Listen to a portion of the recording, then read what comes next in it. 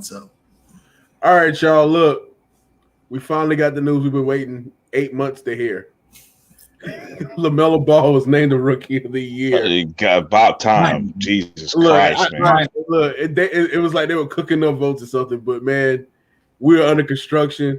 Welcome to another show. Jamal, how was your week, bro? Oh, hey, man. What's your name again? How's it going, buddy? Long time no It's see, going. man. We got the It's going. we got the three. We finally got the three amigos back on the podcast, man. It's finally, nice to see all our here. faces, man. We are all here. This is a good feeling. It's been 3 weeks. Guys, how's your week, bro? Feels like forever. No, I'm good. I'm good, y'all. Just for Charlotte sports fans, it's a lull right now. So I'm trying not to engage LeBron fans. I'm trying not to engage Hornets fans either. Actually, I'm just kind of chilling right now. So Gotcha. So I said that LaMelo Ball won the Rookie of the Year. We already know this was a foregone conclusion. Fellas, did Anthony Edwards deserve more credit to being Rookie of the Year? Did he have a better case than the voters brought up? Because I'm looking at social media. Karl Anthony Towns thought it was a joke. You got Anthony Edwards posting stuff that he should have been the Rookie of the Year. Do they have valid arguments? Kaiser, please take this first, man. no, if your only argument was that Anthony Edwards played more games, there's your answer right there. I mean, no one who thinks Anthony Edwards should have won Rookie of the Year is saying that he should have won Rookie of the Year because he was better or statistically better, because neither of those things are true. I mean, I think objectively, I don't think either guy is better than the other, but it was clear before LaMelo's injury, his impact on not just the Charlotte Hornets, but the NBA as a whole. And, statistically, LaMelo really just kind of ran away with it. And also historically, there have been a lot of cases where guys didn't play their entire rookie seasons due to injury. Kyrie Irving only played 51 games. LaMelo Ball played 51 games. So the argument that LaMelo Ball didn't play as many games, that's just really weak. LaMelo Ball, despite only playing 51 games, still led all rookies in steals and assists.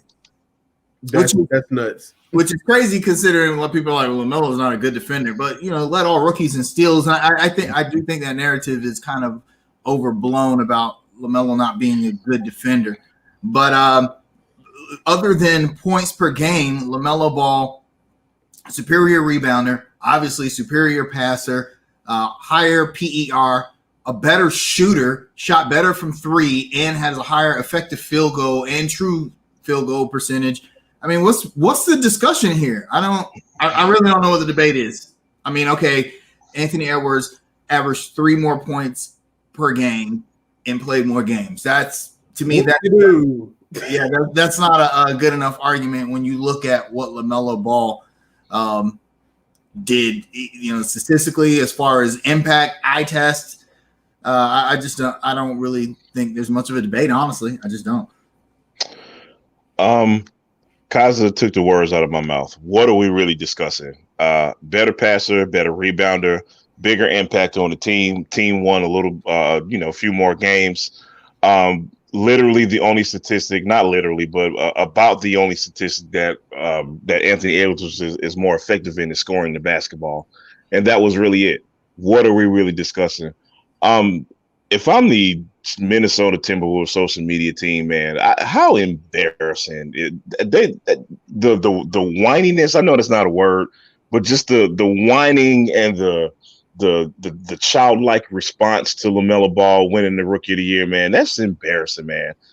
Congratulate that man. Look at their franchise. That's it. That's a whole nother podcast if we want to get started on that. You know what I mean, man?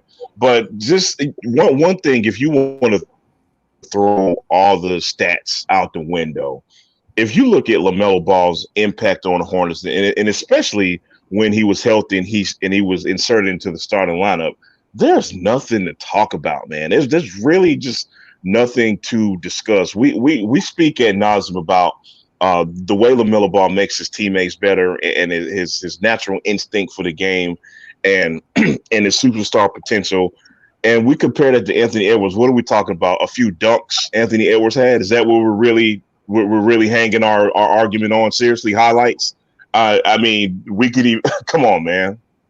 And then if you look at it, like at the beginning of the year, you guys know I was an Anthony Edwards fan, but he was god awful at the beginning of the year. Yeah, I wanted the Hornets to draft him. Honestly, I thought he was the pick because me too. Same. And to be honest, both of them are going to be very good pros in the future. They are. Let's be. LaMelo will be a superstar, but I think Anthony Edwards would be very good, very very good all-star. Here's the thing though. Anthony Edwards is a scorer, and that's really what he does. Mm-hmm. He doesn't do anything else. I'm not saying that he will not develop other parts of his game, but we knew he was a scorer. That's why I wanted the Hornets to draft him. We need scorers, and you look at that kid in college, you look at the film, you're like, that guy's going to be a scorer in the NBA. But you know who else was a scorer? Andrew Wiggins, the Minnesota Timberwolves 2015 Rookie of the Year. And he was a better scorer than Anthony Edwards was. And he probably still is, actually. But that didn't work out for some reason. It's a difference. Look. Is it really? I'm gonna say this. I'm gonna say this in defense. Anthony Edwards is a dog. That's true, but production. I've never seen that dog. Production. 19 points a game is 19 points a game, which is what he averaged. What Andrew Wiggins also averaged as a rookie, and didn't shoot as efficiently. Let me speak to both of your arguments really quickly. Rodney, I agree with you on that point. I think Anthony Edwards loves basketball more than Andrew Wiggins does. And that's saying something considering that Anthony Edwards said, I don't really love it sometimes. So we could that's a whole nother discussion, man. Do what you want to. However, to Kaj's point as well, if you look at both of those players in comparison, one thing you worry about with both of them is that, they can score and they're talented, but how much real impact are they going to have on their teams going forward? You know what I mean? Andrew Wiggins has been a talented scorer his whole career, but has he been on a team that's ever done anything? You get what I'm saying? Going back to the whole LaMelo Anthony Edwards comparison, you look at LaMelo Ball's stats, and I know this is going to give some Hornets fans some ammo here, but look at what he did in some limited minutes. You know what I mean? We're talking 6 assists a game, almost 6 rebounds a game. Shot a better 3-point percentage than Anthony Edwards, 35% compared to 32%, 33%, whatever. But what are we really arguing? There's really there was a clear-cut winner and the right guy won, man. But yeah, but before LaMelo's wrist injury, it wasn't even no one was even debating this.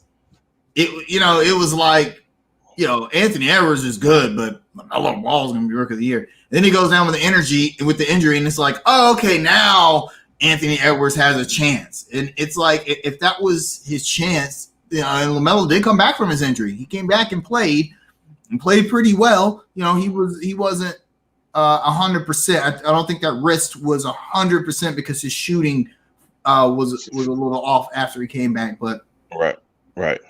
And before we close this out of the 99 first place votes, LaMelo Ball got 84. And Anthony Edwards got the other 15. I mean, they knew what they saw, and they knew what they were voting for. Well, a lot of people feel like it was a narrative pick, kind of like LeBron James over LaMelo Anthony in 2003, 2004. I don't feel that way at all because the media did not like LaMelo Ball coming out of college. He was not. All these people jumping on the LaMelo Ball train, y'all were at the train station waiting on the next train when the LaMelo Ball. Everyone talked about with LeVar Ball was going to be a distraction. Even Hornets fans were iffy about the pick. The media was like, he can't shoot. I don't buy the whole it's a media narrative. And let's not even forget about the fact how much love has the media given the Hornets over the last 15 years? Yeah. Zero. So I don't want to hear anything about media narrative when it comes to the Hornets. I'm shutting that discussion down. Absolutely no credence whatsoever. Look, half the people think it's Charlotte, South Carolina, and we're gonna move Right. on. Absolutely, exactly. So, guys, the NBA draft lottery is on Tuesday night. The Hornets have basically the 11th pick locked up. I want you to give me your reaction if we jump to the top four again. It's last year we had the 6 or 7 best odds to get to the top pick, and we end up with the 3rd pick. Do you guys expect to jump this year, or do you guys expect us to stand pat at 11? And if we do end up with the 11th pick, what do you want us to do? With the draft lottery, there shouldn't be any expectations. We've seen the worst, we've seen the best out of these scenarios. We've seen. I don't even want to relive that whole scenario again. But we got lucky last year. I don't know if I'm going to expect that kind of luck again going forward, man. So with that being said, I'm expecting us to be somewhere around 9 to 11, man. And to tell you the truth, it's something that I wasn't really concerned about before the season, because I wanted us to make the playoffs. And if we didn't, it wasn't going to be a big deal because, again, about to sound like a broken record, but us being in the playoffs, if that were to happen, we would have been ahead of schedule.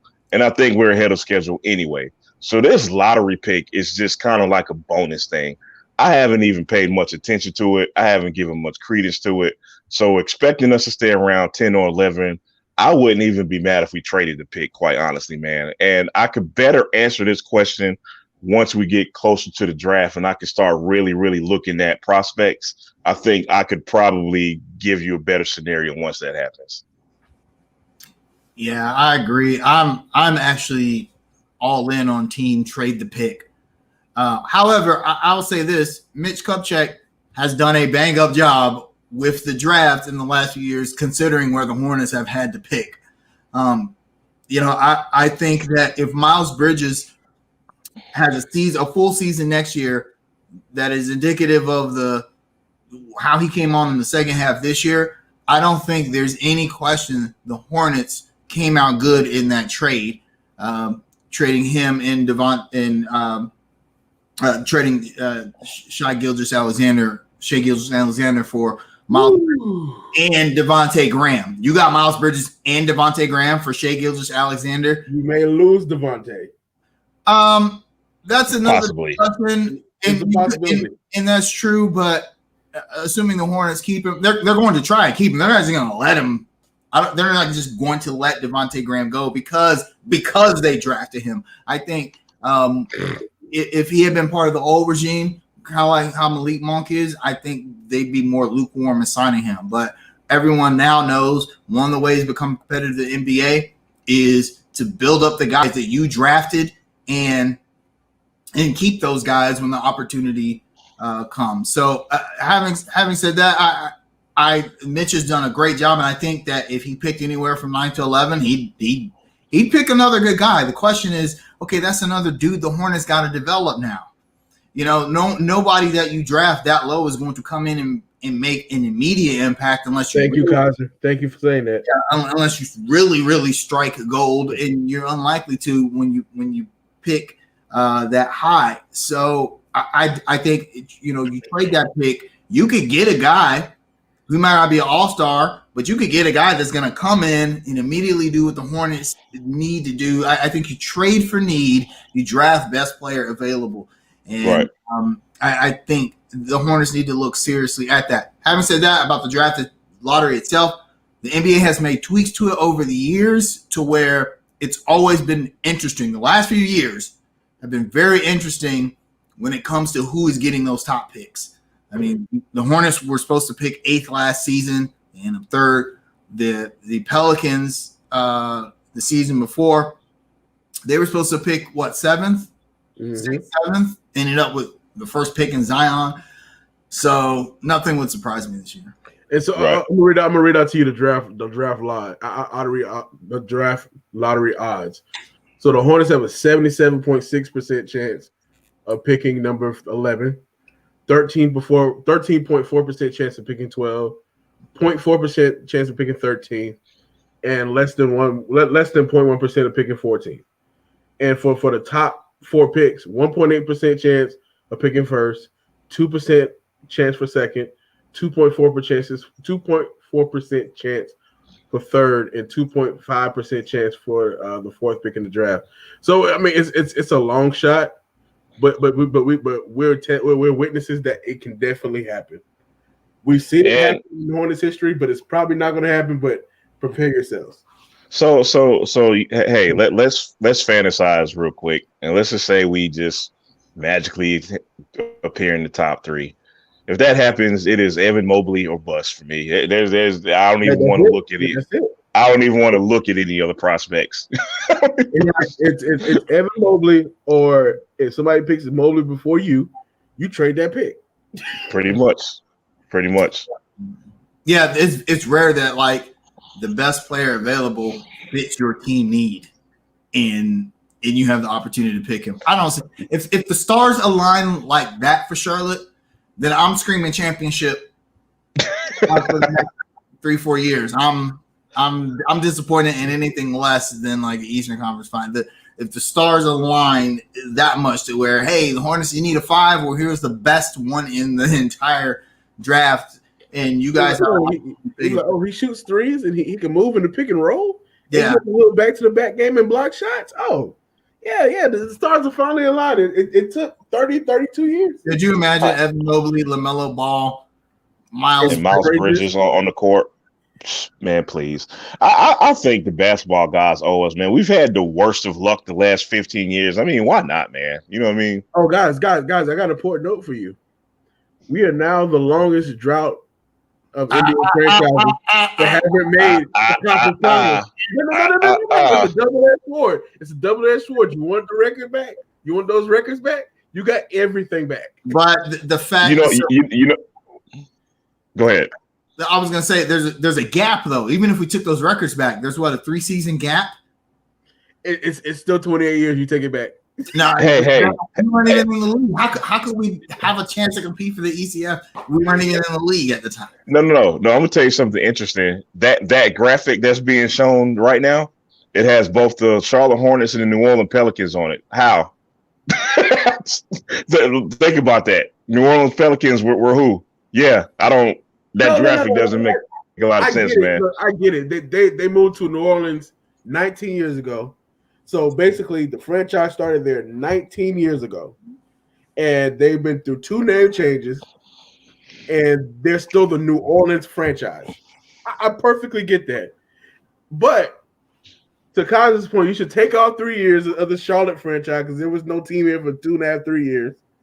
But we're still number 1. Yeah, of course we are. Because it looks better when you put the Charlotte Hornets up there. Of course we are. Yeah. Damn, forget context. We're talking about graphics. Yeah. If you want to say no Charlotte basketball team has made the ECF, then conference finals, okay, I'll buy that. But the Hornets specifically is, that was a completely different franchise, so there's no continuity, and that's the point. It'd be different if there was like this continuous persistence. But essentially, they should have 88 to 02. And then 04 to present. Right, yeah, exactly. But hey, man, y'all are ruining the fun for the media, man. It's a lot more fun to just trash the Hornets franchise, man. Y'all are making it. Y'all are ruining the fun for them, man. Look, the media narrative won. LaMelo is rookie of the year. There you go. Right. Well, it's Michael Jordan. It's actually Michael Jordan's fault that we haven't made it in the last 20 years, and it was his fault we didn't make it before that because he kept knocking us out of the playoffs. We were in the same division as him. So this is all Michael Jordan's fault. This is all Michael Jordan's fault. Look, this is random. I was looking at basically the Eastern Conference in the 90s. Cats were winning 50, 53 games and were 6 in the conference. I'm like, how do you compete? I mean, it's like you had loaded teams and you're losing in the first round with 50 wins, and they're not even calling it an upset. The East, when the Bulls won those 6 championships, they beat 19 60-win teams, or 50. I'm sorry, 50. That's crazy. Still, that's the only other player in history besides Michael Jordan to beat that many 50-win teams and 60-win teams was Kobe Bryant. He beat 25, which is super impressive in the Western Conference. But that's why when people talk about, the East wasn't really that. The East was tough. Pretty good. Yeah, it was tough. Stop. Right. Everyone had 50 wins. Even though the Hornets had a 50-win team at one point. That's crazy. Look, we had a few in a row. Like, we didn't realize that was the golden era because we were like still toward the bottom of the Eastern Conference. Like, if we could just get those 50 wins back, we'll be top 4 again. I think if we won 50 games next year, there might be a parade on trying next year if we win 50 games, man. But it remains to be seen. Guys. So Kemba Walker was traded from the Boston Celtics to the Oklahoma City Thunder. So good for him. Listen. Boston had to include a first-round pick to offload Kemba Walker for an over-the-hill Al Horford, a second-round pick, and Moses Brown. Guys, what was your reaction when you saw that trade happen? Boston got free. Yeah, thank you. Go ahead, Kaiser. No, that's not a good trade. That's good for Kemba. I think there was clearly Boston is such a weird franchise. They should be better than they are. And now Brad Stevens. I always thought that Danny. Wait, Kaiser. Wait, Kaiser. You don't mean to tell me Brad Stevens and Danny Ainge were not these evil geniuses? Is that what you're saying? They were not. Danny Ainge is the most overrated GM in a long time, and then Brad Stevens takes over, and the ineptitude there it continues with Brad Stevens. I understand that Kemba wasn't what they thought he would be. I'm willing to concede that, and mainly that's due to injuries. Kemba's knees are kind of getting old. But did you really need to offload him that bad to where essentially they saved $2 million in cap space by taking on Al Horford's contract and offloading Kemba? Really, that was $2 million. That was worth getting rid of Kemba. And that seems desperate, right? Am I the only one that thinks that seems desperate? I'm gonna let y'all go to my officer context. So you're right. It does feel desperate. It felt like they said, okay, we have to move on from Kemba Walker.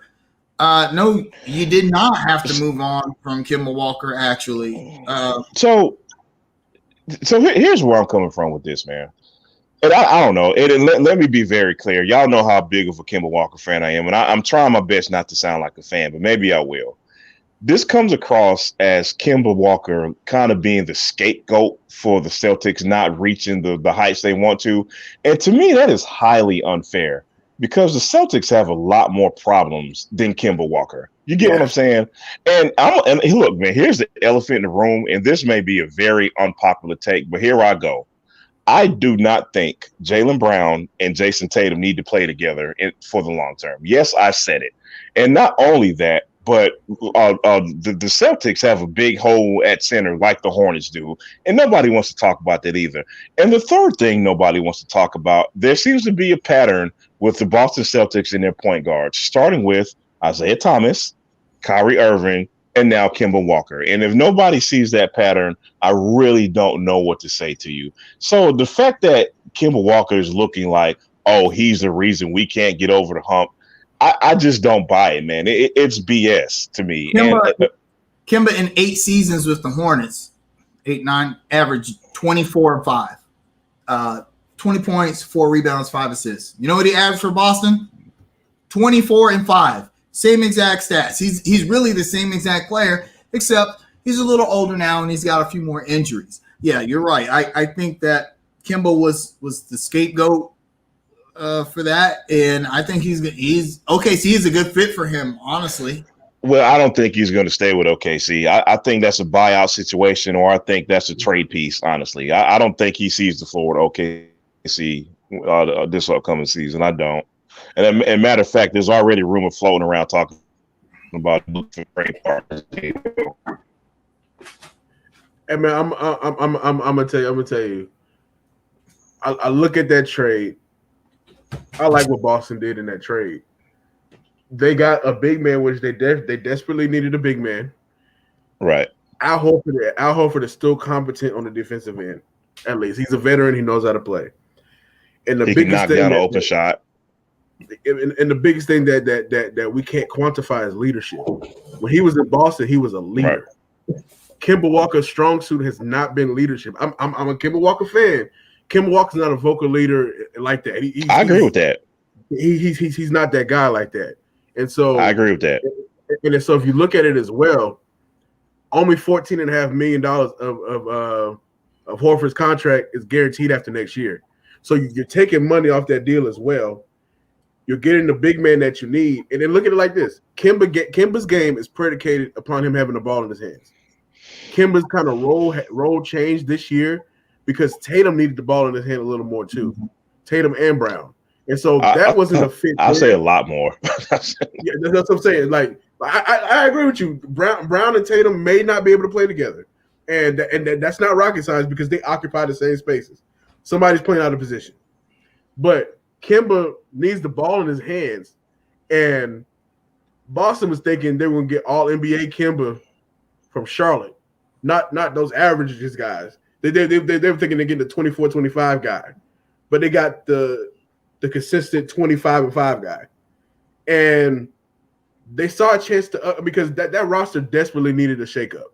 And it came in the form of Kemba Walker. They got rid of Daniel Tyson this season.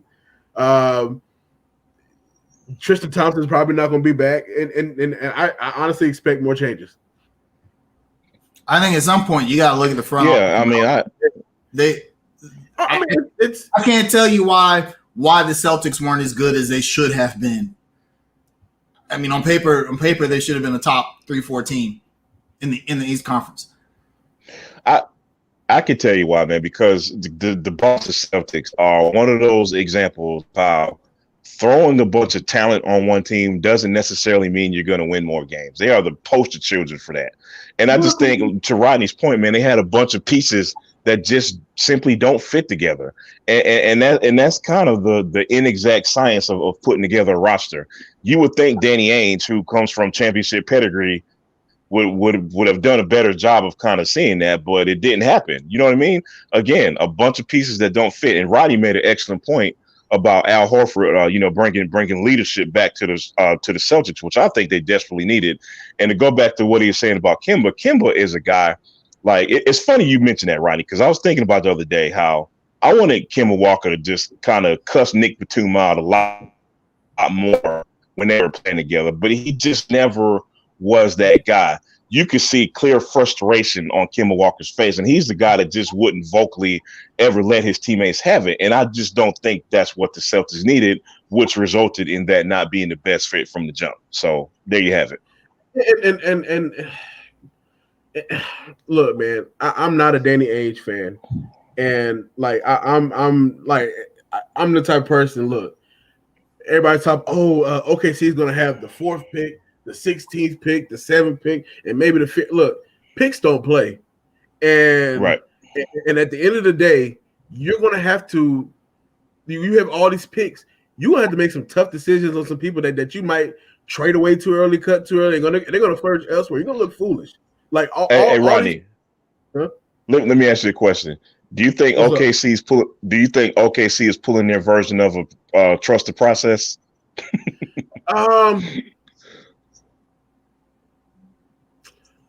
Presley has a better track record. True. I think they'll pull a trigger, but honestly, I think they'll pull the trigger on the big trade in another 2 years to get another star down there because he knows. Like, I'm gonna say this, and I'm gonna be completely honest. Oklahoma City should not have an NBA team. Nobody wants to live in Oklahoma City. Nobody wants to play in Oklahoma City. Right. It's going to take a lot to get free agents to go there. And I'll just be completely honest. You look at all these NBA players, they're going to the coast. They're going to New York. They're going to Miami. They're not even going to Chicago. They're going to LA. Those are the destinations that they want to go to. Oklahoma City's not on the list. Oklahoma City is a small market. And in the next few years, you're gonna have Seattle and you're gonna have Las Vegas as markets, and it's gonna get diluted a little more, and it's gonna be harder for places like Charlotte and Oklahoma City to sign free agents. So I understand what Presti is doing, but look, you got 36 picks within the next 2 years, and you got 15 roster spots. It's gonna be a lot of hard decisions. Right, no doubt. It's gonna be a lot of hard decisions coming up. And I mean, if I'm a GM in another team, I'm trying to pluck something from his team. Right. So where do you guys think him eventually ends up? Lakers or the Knicks? I was thinking the Knicks. You know what? I would actually really, and not for this reason, because y'all know how much I hate the Lakers, but I would really hate Kemba Walker on the Lakers because I just don't think that is also a good fit as well. And I think the exact same scenario that happened in Boston, it would even be more magnified in LA. I would hate for him to go to LA, man. He's going to be LeBron James fans' whipping boy. Right. Thank you. Yeah. Exactly. And honestly, I don't know if I want to play with that. Right.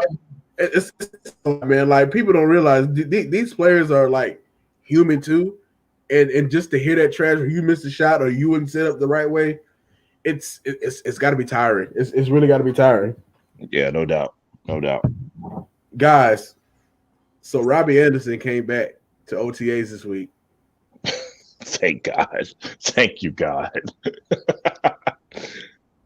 What do you guys think? I don't know. I'm skeptical on the Sam Darnold thing still, but he ran away from that. Sam Darnold's gonna have to sell me. He's gonna have to sell me more than Teddy Bridgewater is gonna have to sell me, and that's Kaza. Let me interrupt you, bro. That is a sublime understatement. Sam Darnold is going to have to sell himself to the entire Southeast region, brother. It's just he's gonna have to. Yeah, but about Robbie Anderson is a smart guy. And I think that he realizes what a lot of players don't. Sometimes we have the saying in the military, there's no place worse than where you are and no place better than where you've been, meaning that, because you switch bases a lot and you go to a new base and be like, man, I should have stayed at the base I was at. I think Robbie Anderson realizes he may have found a home here.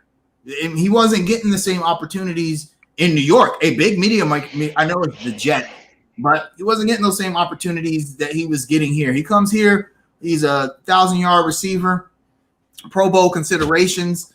I think he realizes it's a good fit. And if he goes somewhere else, he risks losing what he's built for himself here.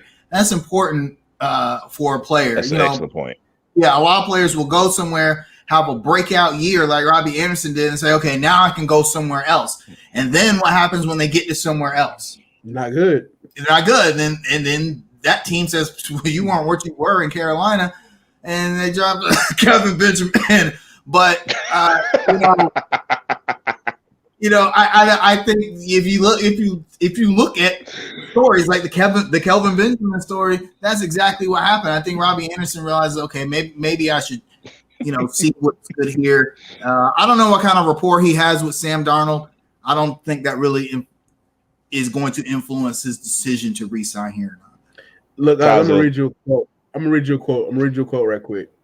Robbie Anderson says, there's something different with Sam Darnold in Carolina. When I walked into the building, I could see the new energy out of him, like a glow, charisma that I didn't see in New York. I can definitely see the difference in him so far. That's a Robbie Anderson quote. All right, this is such a perfect segue, y'all. Listen.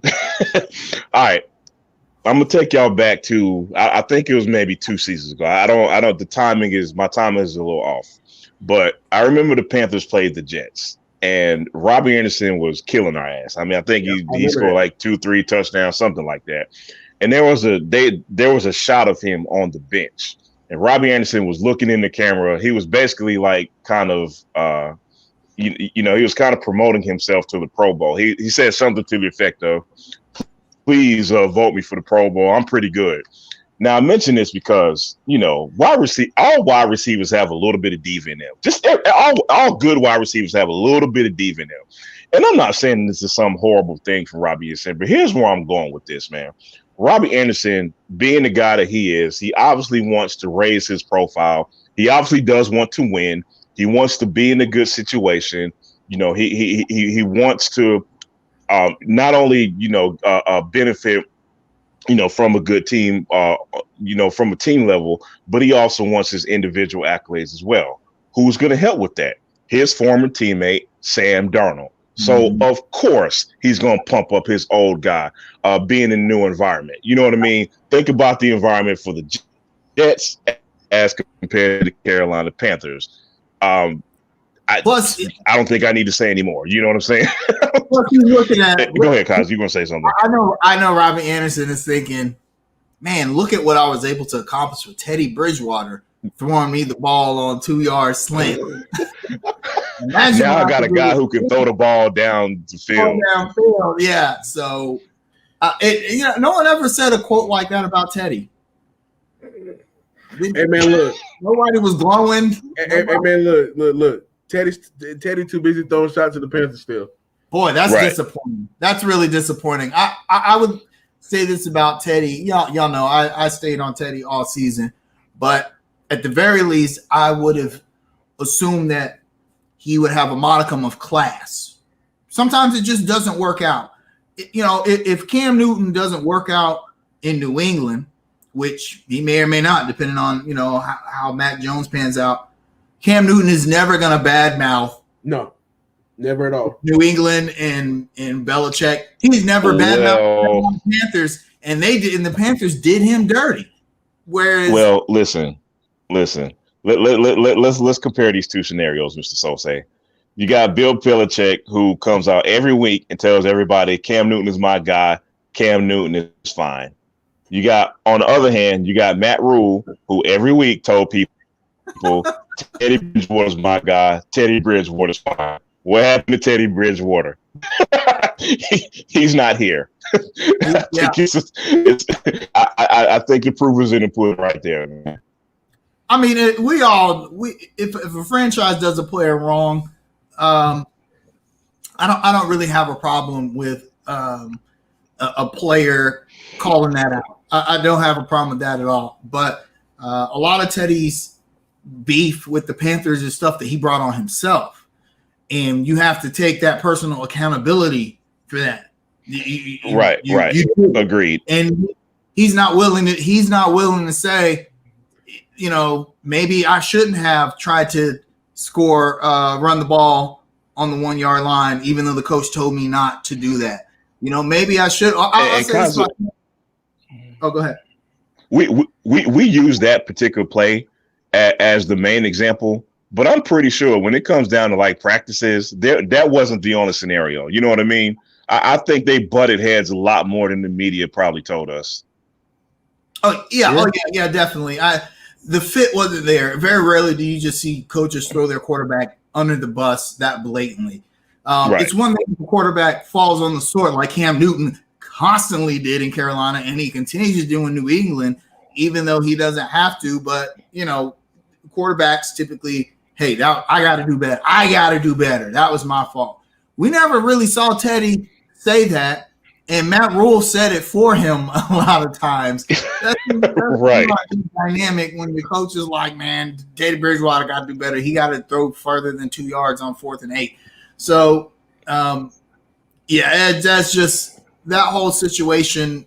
As far the best thing for Teddy to do is just say, hey, it wasn't a good fit for me in Carolina. And move on. Move on. Right. Guys.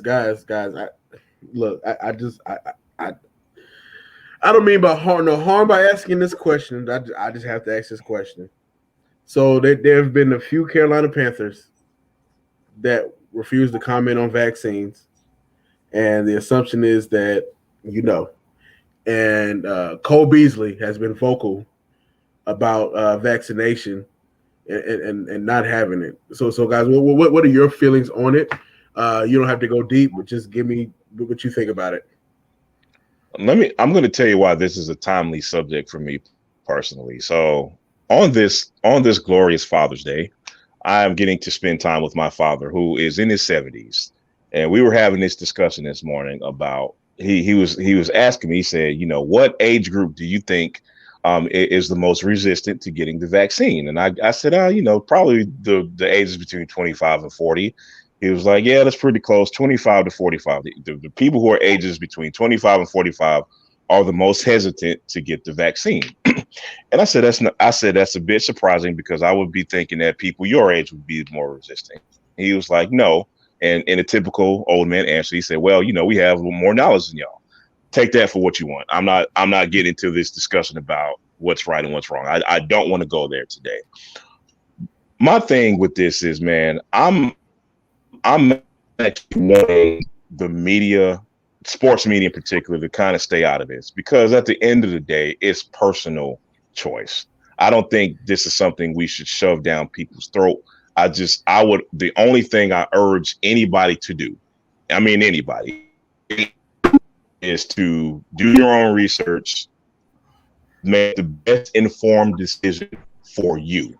I don't like it on either side that people are anti-vaccine or pro-vaccine. I don't like the fact that professional players are now the vehicles, if you will, for being on either side. This is one of those times where I just want sports players to just stay out of it. I really do. I really want sports people to just kind of stay out of this whole discussion, man. I think regardless of where anyone falls on what side they fall on the vaccine argument, to me, all of that is a moot point. Why? The NFL is a corporation. They are an employer, and they have stated we would like our employees, i.e. players. We don't look at players like employees, but they are. They are. But they are. At the end of the day, they are. Absolutely. We want you to get vaccinated in order to continue playing. At that point, I don't think it's much of a discussion. I really don't. Because here's the thing. I was in the military for 8 years. You know how many times I got vaccinated? Like a year? You know how many shots? This is not an exaggeration. You're going to get at least 10 shots a year. And I at no point could ever say, nope, I'm not getting that. Now, the NFL is not wasn't a choice. Right. The NFL is not the military. And that's my point. If you don't like the rules that your employer, I see in the military, I didn't have a choice. I couldn't just leave the military. I had to get those shots. If you don't like what the NFL is telling you to do in the interest of public safety and health, retire. You don't have to play. Cole Beasley's going to be good. He got millions of dollars in the bank. You know what I'm saying? I understand those guys want to play, but the NFL said these are the stipulations on which you must play, and I don't think that those stipulations are unreasonable. You cannot discount the history that our country has, particularly in the Black community, when it comes to medical research and vaccinations. Yeah, and let me cut you off real quick, Kaiser. And that's, to me, and I don't mean to cut you off. Please feel forward to finish your thought, man. But I was just going to say that's going to lead to a whole nother discussion about government distrust, medical distrust, all this other stuff, which is why I prefer them to just stay out of it. But again, I'm sorry for cutting you off, man. Please finish your thought. No, that's a good point. That does open up that door for those discussions. If a Black person says, hey, I don't want to get vaccinated because, man, our government, their track record's not too good on the way they use Black people for medical research. Hey, I'm 100% for that. I completely agree. But then you have to then make a personal decision about the direction that you want to take. If your employer says, if my job says, hey, Tyrone, you must get vaccinated in order to stay employed, then I have to make a decision. And do I feed my family or not get vaccinated? Right, yeah. And if I want to face with that ultimatum, I'm okay with whatever decision they make. But Cole Beasley, that the decision is not as consequential for him as it would be for me. If I say no, then I got to find a new job or my family's going to starve. Cole Beasley, it can just at any time say, and I mean, he plays football for a living. Let's be real, dude. You're playing a sport. You are living the dream right now. Right. Absolutely. So it's difficult for me to have sympathy for athletes in these situations. I get it, man. You might not want to get vaccinated, okay, but then don't play. I like Christian McCaffrey's response to this whole thing. No comment. That's the response. There you go. I mean, I'm in the same boat as Kaiser, man. Like, at the end of the day, the NFL is your employer, and they're going to have to be some tough decisions made. I mean, their bottom line is money driven. And if you can't play the games and they can't be on TV, you don't make money. Yep. If you don't that's bottom line. You don't make money. And so I completely understand it. And I'm all for, if you don't feel like the vaccine is for you, then don't take the vaccine. But don't be upset of the consequences that come with you not taking it. Because look, there's freedom of choice, then you're not free from the consequences to your action. You never been, you will be. Right. Absolutely. Good point. So, Price's Chicken Coop closed. It's a sad day. Sad day in Charlotte, man. Hey, man, look. Some of our friends on Facebook and Instagram and Twitter talking spicy said it was never good. It's not a sad day. It was just mid. So, guys, what do you think about Chicken Coop closing and another Charlotte institution closing? It's only sad because something that is genuinely Charlotte, right, is leaving Charlotte. However, I have a few unpopular opinions about Price's Chicken Coop. I think these unpopular opinions are becoming more and more popular, actually. But go ahead. Yeah, that's true. So, one, I'm surprised they survived the pandemic. For those that don't know, Price's Chicken Coop was a cash-only, no-seating restaurant. It wasn't even really a restaurant. You go in, you get your food, and you take out. Yeah. Someone on Facebook described it as a food truck not on wheels. You know, right? Stationary food truck. Right. So they never evolved. They never evolved to the 20th century. And some people said that was part of their charm, but I took that as not wanting, because if you start taking people's credit cards, there are fees and taxes you got to pay. Mm-hmm. You can't skim off the top like you can with cash. And I always thought that's I always viewed it with prices like, oh, he's trying to avoid, even if your food's gonna go up, but he's trying to avoid paying those extra fees to allow people to use their credit cards. Also, the quality in the food itself wasn't as good as it used to be. Now, I'm 42, and Price's has been around since my dad was a kid, and so to him, he always talked about how good the Chicken Coop was. And my dad is from Rock Hill, South Carolina, and he used to say that people used to drive from Rock Hill all the way to Charlotte just to get some Chicken Coop. And back then, the only way to get to Charlotte was I-77. That was the only way to get to Charlotte. There was no 45. There was nothing. There was literally nothing else. And so people used to make that long drive down I-77 all the way down to Woodlawn, to South Boulevard, to South End to get some Chicken Coop because it was that good. But now there are other choices. The gas station on East Boulevard, South Boulevard, consistently voted the best chicken in Charlotte, and it is literally within walking distance from Chicken Coop. So, I think we should embrace, our gas station chicken, and ran its course. Plus, they came on social media trying to blame a labor shortage and coin shortage on them closing. It's like you wouldn't have a coin shortage if you took credit cards for one, buddy. And then essentially trying to scapegoat your employees, which are mostly black people. That fact cannot be discounted.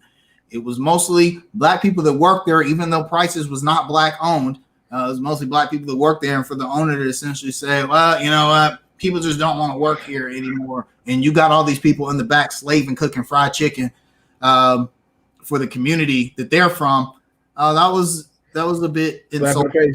Yeah, that was really insulting. But they made a lot of money on Juneteenth.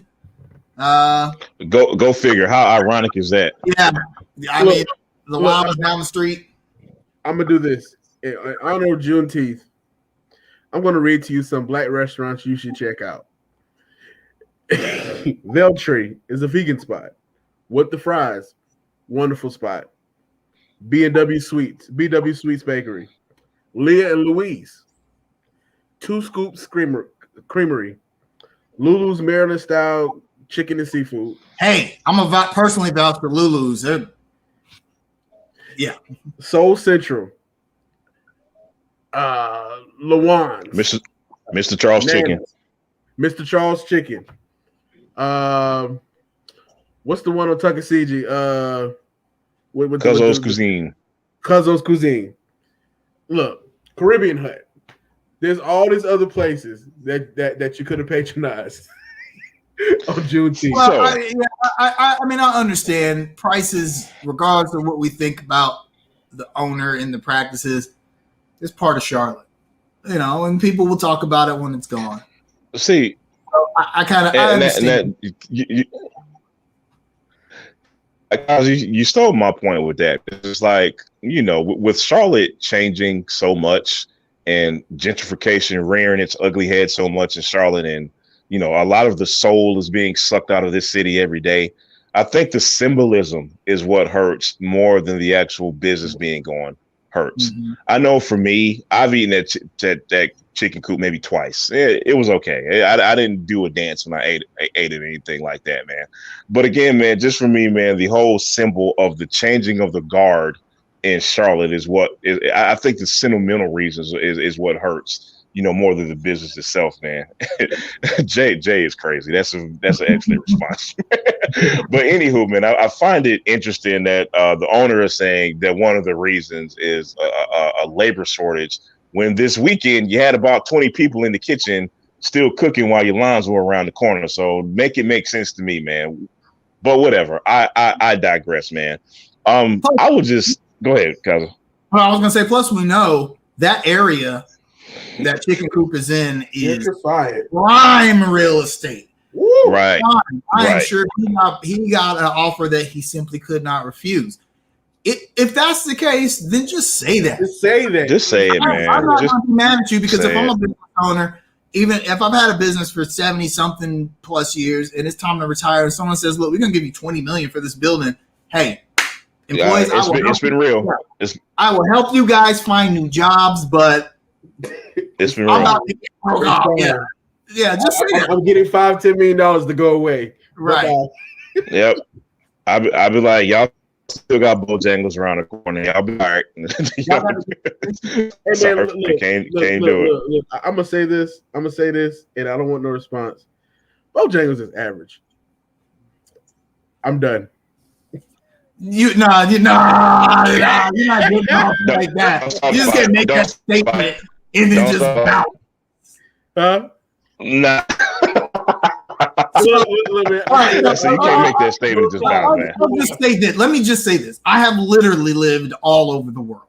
I have tasted fried chicken, which you'd be surprised that fried chicken in foreign countries, it's pretty good. It's pretty good. But I've lived all over the United States. I spent a lot of time on the West Coast in my military time.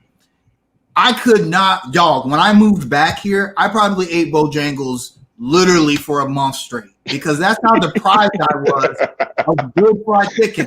And let me tell you something. Popeyes is actually on every military base, probably west of the Mississippi, which is odd. I know it's weird, but Popeyes is decent, but I mean, it's not Bojangles. If anyone wants to debate that with me on Facebook, we can debate. But I ate Popeyes a lot because there was nothing else. There's Popeyes and Church's Chicken, which is very good, but I could not wait to get back to Bojangles, dog. Hey, Kaz, is this a Charlotte thing, man? I feel like people who are OG Charlotteans, we're gonna defend Bojangles to the death, man. Yeah. I feel like Chris. Okay, but I think also what it is people have a disdain for chain restaurants. Bojangles is a chain franchise, and when it comes to fried chicken, chain fried chicken is different than going to the gas station on South Boulevard or Chicken Bucket in Mount Holly or Mr. Look, man. Look, people who frown upon going to chains, man, that's just being too snobby. That's just food snobs, man. Look, man, some of that chain stuff is good, man. Look. When you go visit other places and you go to a chain restaurant, you need to be slapped. Okay, but I'm talking about locally. Right. Locally is different. When I travel, I want to eat something that I cannot eat. Get at home. Eat in Charlotte, right. Absolutely. So, but we talking about locally. If I'm at home and I'm like, man, I need some chicken. I'm going to Bojangles. You going to Bojangles? You are. I might go to Chicken Bucket in Mount Holly. Chicken Bucket in Mount Holly is secretly some of the best chicken in Charlotte. But chain chicken, I mean, is not going to be Popeyes. Maybe Church's. Maybe I actually like Church's chicken, but I find that Bojangles is the best balance between seasoned chicken and I don't like chicken that's like overly hot. Like you just dump a bunch of spice.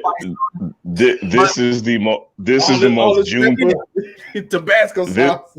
This is the most conveniently Juneteenth subject I can think of, man. We are keeping. Hey, did you guys see who was that? Food and Wine Charlotte's tweet? Yeah, Food and Wine. I don't think it was Charlotte. Just Food and Wine with the watermelon. Okay, I thought that was okay. Yeah, nobody said that one go.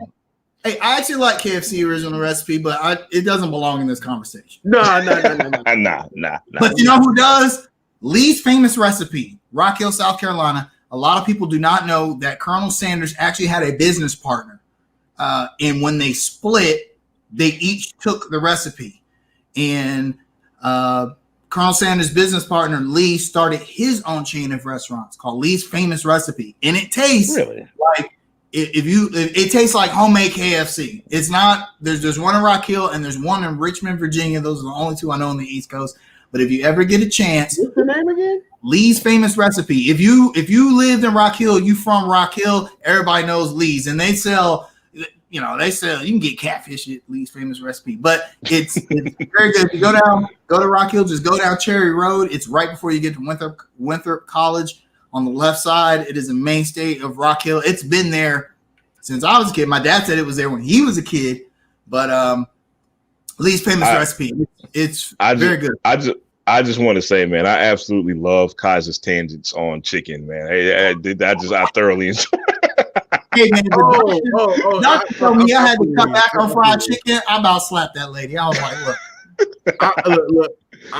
I've seen Lee's before. I might have to try that. I might try that. But man, look, man. Honestly, before I eat not Popeyes, but Bojangles, I'd rather just get me some seasonings, fry my chicken up nice, and eat it. I mean, there's always that. Yeah, I mean, I'd rather cook my own chicken, but I mean, sometimes you just ain't got time for that. Let me ask you a question. Do y'all wash y'all meat? Pause. Of course. Yeah, you put it under the water first. Okay. I'm just testing your blackness. Taking all y'all blackness. Guys, make sure. hey, y'all, really, really quick because we're up against time. I want both. Here's a short topic I'm interjecting for Juneteenth. Give me 5 songs that would be on your Juneteenth playlist. I'm putting y'all on the spot. Go. Lift every voice and sing. Before I let go.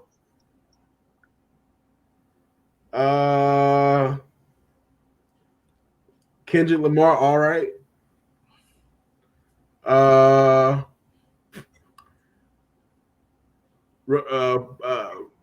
Public Enemy, Fight the Power, and Ain't No Stopping Us Now. Kaiser, what you got? Let's see. Earth, Wind, and Fire, September. Isley Brothers, Harvest for the World. Nice. I'll go Kendrick Lamar, all right, for some modernism. We'll say anything by Stevie Wonder. You can just throw anything in there. Just any song, right? And you cannot have a Juneteenth without the electric slide. I'm sorry, it's got to be on. I mean, look, Woogie, woogie, woogie. Yeah. All right, I'm gonna try to give you mine real quick, man. Sounds of Blackness, Optimistic. How can you leave that off? I'm also gonna go. I'm also gonna go Fight the Power. I'm gonna also go Move On Up, Curtis Mayfield. I'm gonna go for some modernism, like Kaza said. I'm gonna go We the People by Tribe Called Quest. I know that's unpopular, but I'm gonna go that one. For my last one, man, I am probably gonna go Black is Black by the Jungle Brothers. So those are my 5 Juneteenth songs, man. I just wanted to interject that real quick before we get to shout outs. Happy Juneteenth and happy Father's Day. I don't mention the last poet. When the revolution comes. Honorable mention, Gil Scott Heron, the revolution will not be televised. That's it. All right, let's go into shout outs. Kaz, you got any shout outs this week, bro? I just want to say happy Juneteenth to everyone. I'm so glad it's a federal holiday. If your job did not give you the day off, mine, then that is something you need to seriously consider when it comes to your employment status.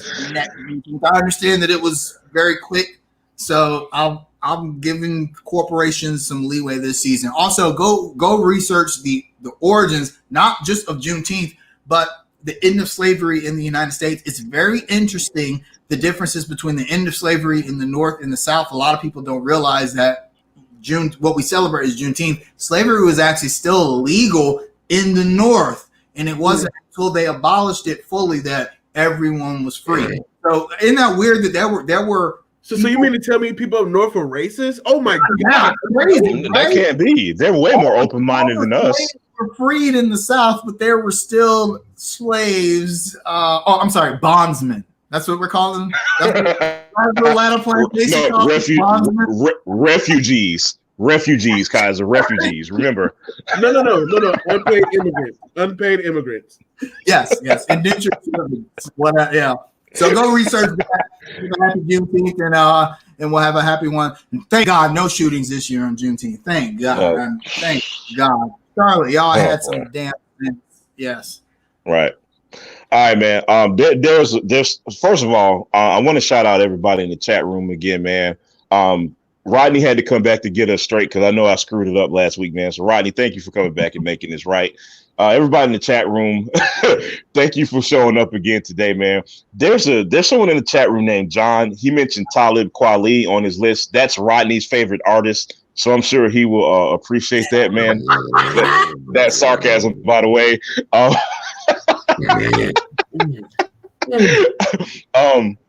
Let's see, man. Happy Juneteenth to everybody, man. Happy Father's Day, brother. Happy Father's Day to the only father on the podcast. Happy Father's Day, bro. That's my damn kids. There you go, man. Hey, and look, we're talking about chicken. Kaza, make sure you get your big piece of chicken today, sir. Today, yes, sir. All the fathers in the chat room, man. Shout out to y'all, man. Shout at to Nick Batum.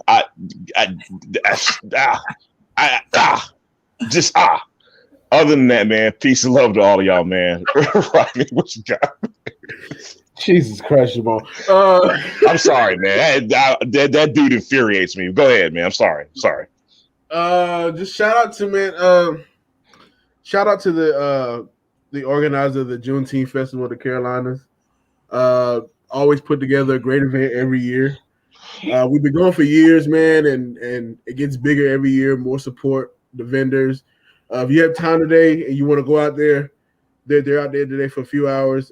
It's on some Plaza Midwood. Just go out there and support the people, man. It's right by the House of Africa. No doubt. And this is inside. Shout out to the Philadelphia 76ers, and you guys know why. I'm going to leave that one alone. Yes, sir.